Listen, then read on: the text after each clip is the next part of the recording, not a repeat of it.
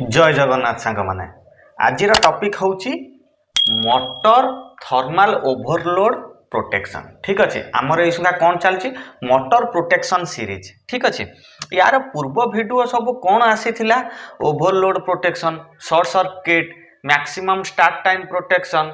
ठीक अच्छे voltage अनबालांस lock rotor protection एगुड़ाक सब आसी सारी आमर जो 12 प्रकार मोटर प्रोटेक्शन दि जाए। ठीक अच्छे तारी ऊपर पूरा सीरीज वीडियो आसूची बैक टू बैक है कि आज हूँ कौन थर्माल ओवरलोड प्रोटेक्शन आम जाना। ठीक अच्छे ओके बुझीगला।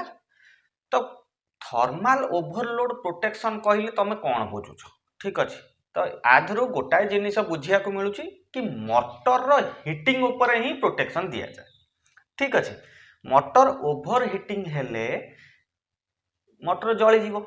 ठीक अच्छे तो सेथिलागी माने हिटिंग को मोटर हिटिंग को साइलेंट किलर बोली कुहा जाए। ठीक अच्छे मोटर हिटिंग को साइलेंट किलर बोली कुहा जाए। एमिति नुहे कि मोटर हिट हैला सांगे सांगे मोटर पोड़ी जीवो बा स्वाहा हे जीवो हैला कि सेटा नुहे धीरे धीरे मोटर पोड़ी जीवो। ठीक अच्छे तार एग्जांपल हिसाब रे मु कहूची गोटे कथा तो केमिति मोटर माने ताको साइलेंट किलर कहीं कुहा जाए मोटर जो हिटिंग टाकू साइलेंट किलर कहीं कुहा जाए। सपोज धर ये जो मोटरटा अच्छी ए मोटर हाईएस्ट टेम्परेचर होची 80 डिग्री।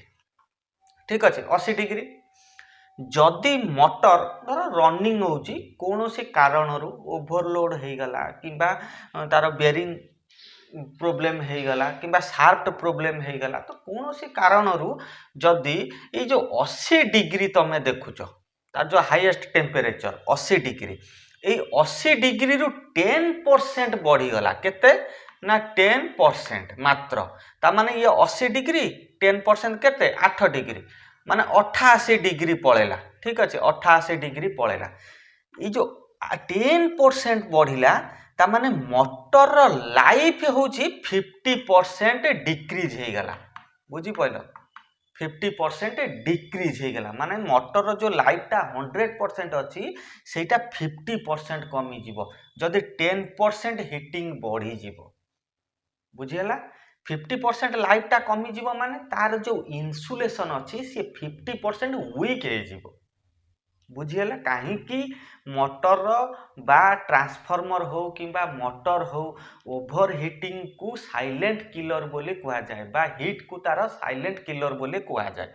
ता माने आमे धर गोटे मोटर लगे ए मोटर कौन हो माने धर जो हिटिंग तार ओभर हिटिंग कैपेसिटी होची एठी 80 कहली कोठी 100 डिग्री थिबो किंबा कोठी 150 डिग्री थिबो किंबा कोठी 75 डिग्री थिबो।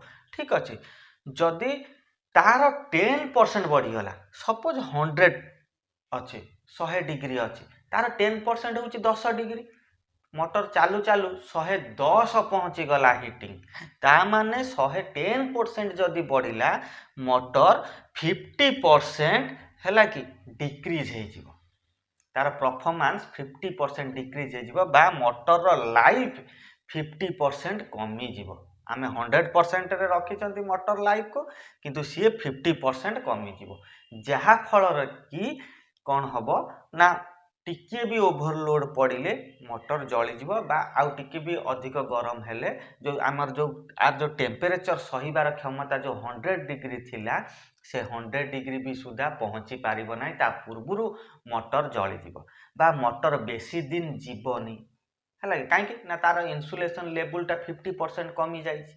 बुझीगला तो से क्षेत्र आमे कौन करती ना मोटर जो हिटिंग टाकू साइलेंट किलर बोली कहती तो से हिटिंग को है कि से हिटिंग रु मोटर को सुरक्षा दबा पाई आमे थर्माल ओवरलोड प्रोटेक्शन दे था।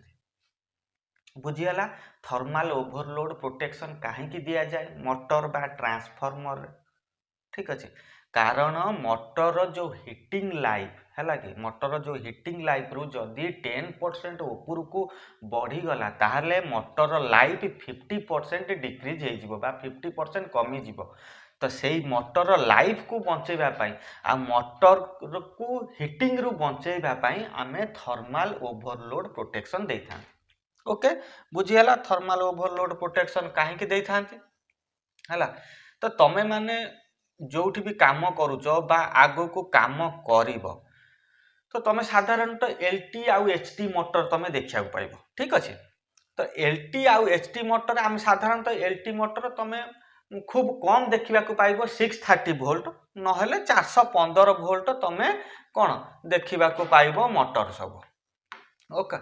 ତ ଯୋଉ LT ମଟର ଥିବ, ଏଇ LT ମଟରରେ ଆମେ ସାଧାରଣତଃ ଏଇଭଳିଆ ଇଲେକ୍ଟ୍ରୋନିକ୍ସ ରିଲେ ୟୁଜ୍ କରନ୍ତି। ହେଲା କି ଦେଖିବ ତମେ ସେ ମାନେ ବିଭିନ୍ନ ପ୍ରକାର ବ୍ରାଣ୍ଡର ଅଛି, ସେ L&T ହଉ କି ସିମେନ୍ସ ହଉ କି ABB ହଉ, ଯେକୌଣସି C&S ହଉ, ହେଲା କି କିମ୍ବା LGର ହଉ, ହେଲା କି ତ ଏଇଭଳି ରିଲେ ସବୁ ତମେ ଦେଖିବାକୁ ପାଇବ।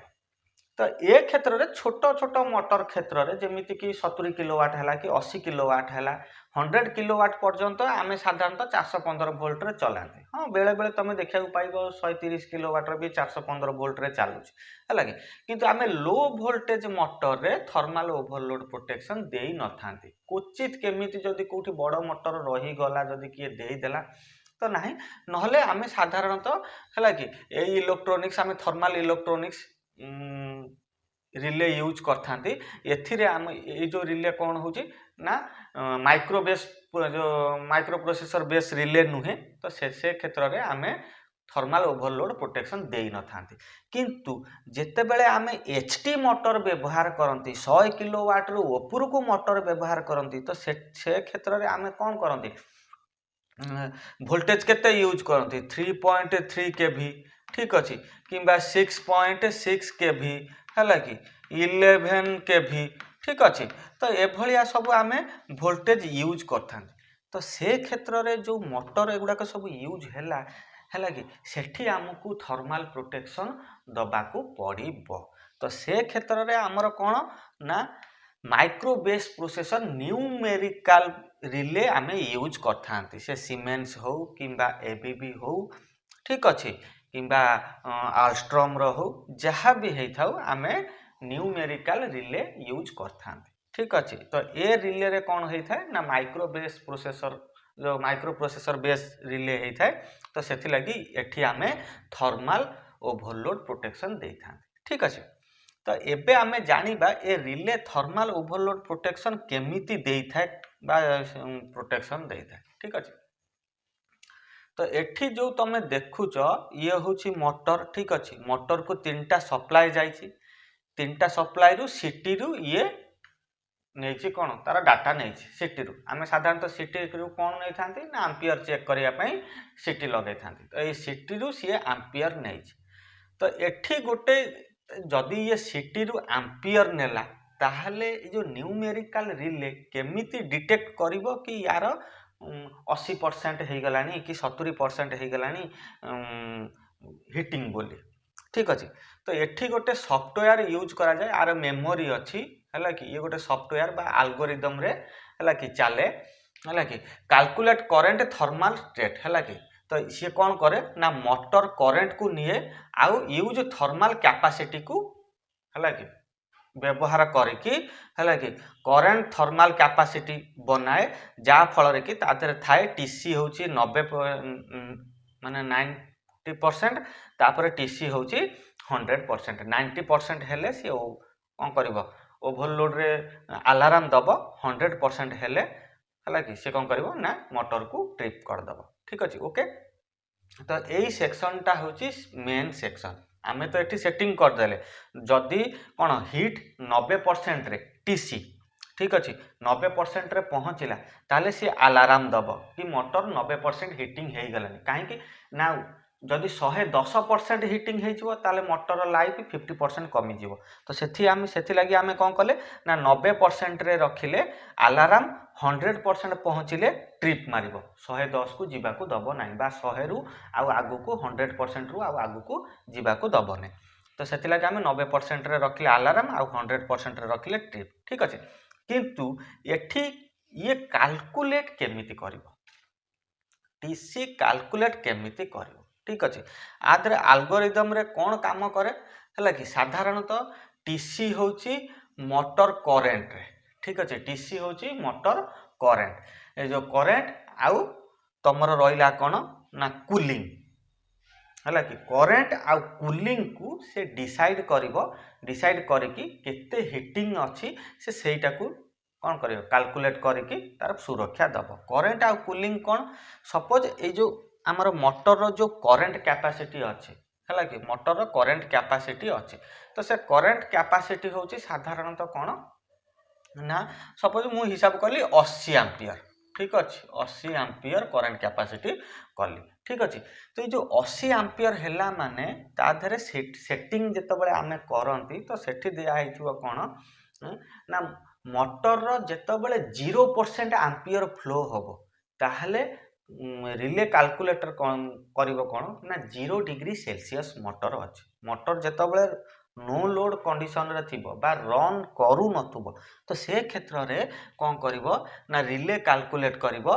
0 डिग्री सेल्सियस ठीक अच्छे जिते बेले मोटर धीरे धीरे रन कला 50 एम्पियर गला तो 60 डिग्री सेल्सियस सपोज मान तमें सेटा जेते भी सेट करा जीव ता भीतर ठीक अच्छे 50 एम्पियर गला तो एठी कौन हम ना 60 डिग्री सेल्सियस जितेबाला मोटर 75 एम्पियर पहुँचला तो 80 डिग्री सेल्सियस ओके बुझीगला मोटर जितेबाला 75 एम्पियर पहुँचला 80 डिग्री सेल्सियस रे पहुँचीगला सपोज तापर कौन हम ना कूलिंग टाइम कांस्टेंट ठीक अच्छे आ हिटिंग टाइम कांस्टेंट एटी कूलिंग टाइम कांस्टेंट कौन ना जदि मोटर ट्रिप मारिबो किंबा मोटर को आम अलार्म देला मोटर बंद हो गला 90% पहुँचला मोटर को आम बंद करदे तो जिते बंद कर मोटर कौन कूलिंग हम जिते कौन हम किंबा धर मोटर जो 90% पहुँची गला से आम कौन कले ना मोटर लोड हटेदेले जिते मोटर लोड हटेदवा कौन हम ना मोटर एम्पियर खसीज ये 75 डिग्री जाइए ना जो 75 एम्पियर तो एम्पियर खसीगला बेलू सपोज 40 एम्पियर गला तो सेठू कौन हम ना एठी खसीज तार डिग्रीटा 50 डिग्री खसीज आसीगला 50 डिग्री 80 डिग्री जो गरम थिला 80 डिग्री रु आसीगला केते 50 डिग्री कैलकुलेट किए करिवो रिले कैलकुलेट करिवो एम्पियर को डिग्री सहित रिले कैलकुलेट करिवो ठीक अच्छे सेठी कौन ना कूलिंग टाइम कांस्टेंट रहिबा दरकार आ हिटिंग टाइम कांस्टेंट रहिबा दरकार ठीक अच्छे आमे सेठी सेट करथिबा कूलिंग टाइम केते अछि हिटिंग टाइम केते अछि एम्पियर मोटर केते अछि तो ए जो न्यूमेरिकल रिले रे ठीक अच्छे आमे एगुडा सब सेट करथिबा तो सेया को सी आधार करके हला कि तार हिटिंग टाइम केते अछि कूलिंग टाइम केते अछि केते समय रे कूल होउची ठीक अच्छे सी तार ऑटोमेटिक तार कैलकुलेट करदेव कहीं सी तो माइक्रो प्रोसेसर बेस्ड रिले ठीक अच्छे सी कैलकुलेट करदेव तो एठी तुम गोटे कथा देख आउ थे मुझे कहूँ सपोज धर है कि एठी कौन अच्छी ना कूलिंग टाइम आउ हिटिंग टाइम रे भी सी काम कर सपोज गोटे ये जो मोटर देखुच तुम टीसी टीसी हूँ F motor current use TC TH and TC ठीक अच्छे टीएच एंड टीसी टीसी कौन ना थर्माल करेन्ट जोटा कहते ठीक अच्छे मोटर करेन्ट आउ यूज थर्माल कैपेसिटी तो ताकू कह जाए टीसी ठीक अच्छे तो एठी गोटे कथा सपोज मोटर ये जो मोटर अच्छी ये मोटर हूँ 80 एम्पियर हूँ तार फुल लोड ठीक अच्छे आउ आर हिटिंग कैपेसिटी हूँ केते ना 100 डिग्री ठीक अच्छे मोटर जदि 50 एम्पियर नेला ये हूँ 50 ठीक अच्छे 50 एम्पियर जदि नेला ताहले मोटर कौन हम ना 60 डिग्री सेल्सियस को पहुँची जाऊँ ठीक अच्छे जदि आउ लोड पड़ा मोटर उपर ठीक अच्छे मोटर जदि 70 एम्पियर नेला ठीक अच्छे मोटर जदि 70 एम्पियर नेला ताहले कौन हम ना धर सपोज पहुँची गला कौटी की ना 90% है कि 90% हेले केते 90 डिग्री 90 डिग्री रे पहुँची गला एठी 70 एम्पियर ठीक अच्छे 70 एम्पियर रे 90 डिग्री तो ये जो 90% ये देखाई 90% रे पहुँचला माने मोटर कौन कर रिले कौन कर अलार्म दब ठीक अच्छे रिले कौन करिवो अलार्म दब। ओके जदि 80 एम्पियर पळेला ठीक अच्छे एठी सपोज 80 एम्पियर पळेला ताले मोटर 100% रे पहुँची गला कौन तमर होची थर्माल बा हीटिंग टा ठीक अच्छे केते 100 ताहले कौन हबो मोटर एठी ट्रिप दब ठीक अच्छे तापरे बाद रे आउ गोटे प्रोटेक्शन सी देई थाए कौन किए से आउ गोटे प्रोटेक्शन देई थाए कौन रिस्टार्ट ब्लॉक ठीक अच्छे रिस्टार्ट ब्लॉक भी रिले एठी देई थाए ठीक अच्छे रिस्टार्ट ब्लॉक कहीं देई थाए ये प्रोटेक्शन ठीक अच्छे जो रिस्टार्ट ब्लॉक प्रोटेक्शन कहीं आमर तो थर्माल 90% पहुँचले अलार्म दब 100% हो गले ट्रिप हो आउ रिस्टार्ट ब्लॉकटा कहीं देई थाए जदि मोटर 100% रे ट्रिप हो गला ताहले आमे कौन करिबा जदि सांगे सांगे फेर मोटर को स्टार्ट मारिबा तो आमे जानिचंती कौन मोटर स्टार्टिंग रे हाई एम्पियर फ्लो करे आ हाई एम्पियर फ्लो कला माने हिटिंग भी अधिक हम आ जेहेतु मोटर ऑलरेडी 100% हिटिंग हेकी अच्छी आ ट्रिप भी हेची जदि सांगे सांगे आमे स्टार्ट मारंती ताहले तार इन्सुलेशन वीक हो जिबार माने 100% चांस अच्छी प्लस मोटर जली जिबार भी चांस अच्छी तो से क्षेत्र में आमे कौन करती रिस्टार्ट ब्लॉक सी करि थाए बा रिस्टार्ट हबाकू देई न थाए किछि समय पाए किछि समय परे जेतले मोटर ठंडा हो जिवो ऑटोमेटिक तमे मोटर को स्टार्ट मारि पारिबो ठीक अछि तो सेथि लागि न्यूमेरिकल हला कि 90% रे कोन हुए ना अलार्म देई थाए 100% रे ट्रिप मारते आ रिस्टार्ट ब्लॉक भी देई थाए ठीक अछि तो जदि तुमको कहीं पचारे कि मोटर रे आमे काहे कि थर्मल प्रोटेक्शन देई थांती तो तार आंसर तुम माने कौन दब कि मोटर चलिला बेले हिट प्रोड्यूस करि थाए बा कौनसी कारण रु जदि मोटर है कि जो कांस्टेंट हिटिंग लेवल अच्छी से हिटिंग लेवल रु 10% बढ़ी जाए ताहले मोटर लाइफ 50% कमी जीव तो से मोटर को हिटिंग रु बंचेइबा पाई बा मोटर लाइफ को कांस्टेंट रखिबा पाई आमे थर्मल प्रोटेक्शन यूज करी थांते बुझीगला तो भिडियोटा आज ये रखा तुम मैंने देखिल कि प्रोटेक्शन कौन माने थर्मल प्रोटेक्शन कहीं यूज करा जाए ता पूर्व जो वीडियो गुड़ाक अच्छी आई बटन आसुव क्लिक करके तुम देखिपार ठीक अच्छे तो भिडियोटा आज ये रखा पुणी देखा आगामी वीडियो आउ गोटे प्रोटेक्शन ठीक अच्छे कहीं यहाँ तो पूरा प्रोटेक्शन सीरीज अच्छी ठीक अच्छे तो से वीडियो भी बैक टू बैक रात 8टार आसो ठीक अच्छे तो भिडियोटा ये रखा पुणी देखा आगामी वीडियो से पर्यंत जय जगन्नाथ।